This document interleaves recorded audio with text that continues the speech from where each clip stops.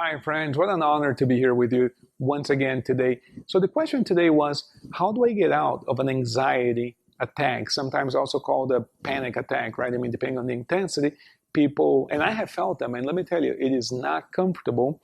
For years, worked as a therapist. I've been doing this for 23 years, and people would tell me about this, and I would know about it based on what the textbook says. In other words, I would know of panic attacks and anxiety attacks, but I never experienced that in my life until the day I did. And when I did, I can tell you, it is just not comfortable. It's a very uncomfortable sensation. The first thing I did, and I suggest you do the same thing if you're in this situation, is I went to the doctor and I had myself examined. I wanted to know that my heart was okay because you experience a very uncomfortable sensation, like you're not well physically. So I wanted to get the doctor's opinion that I'm actually okay. They did an EKG, they look at your heart, they look at your lungs, blood tests, all kinds of things. And I think it is the responsible thing to do to have a thorough medical exam by a qualified physician. I think that's really, really important.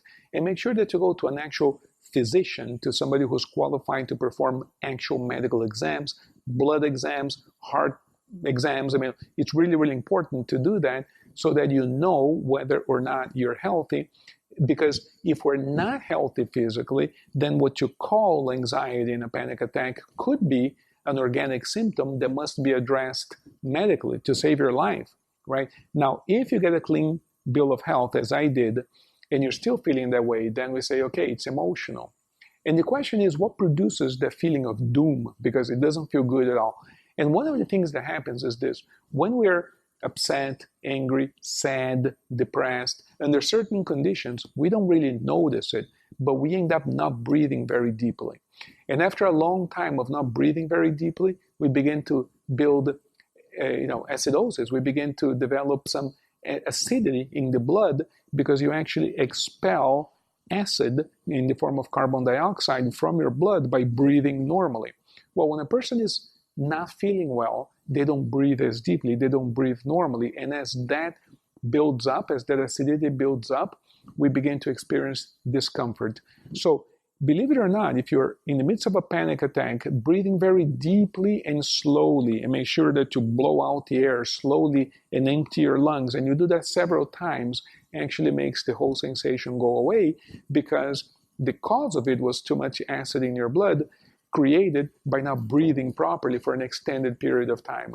So go ahead and examine this and look it up on other channels on YouTube, and you're going to see how the lack of appropriate breathing leads to this sort of anxiety attacks. So breathe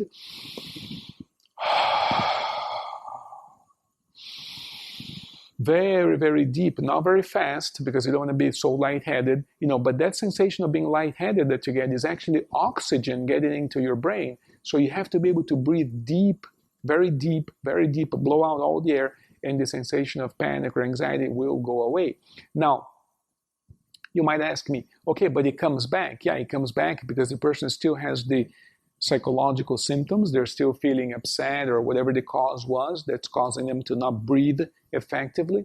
So we have to introspect very deeply through this thing that we call meditation, self-hypnosis, and ask ourselves, what's going on there?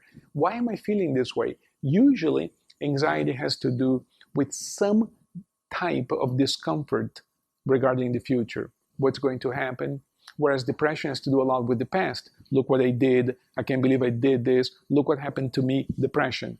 But in anxiety, typically it's, I'll never be okay again. I'll never be happy again. My life is over. How am I going to do this next year? How am I going to take care of this problem? How am I going to pay those bills? In other words, it usually has to do with the future.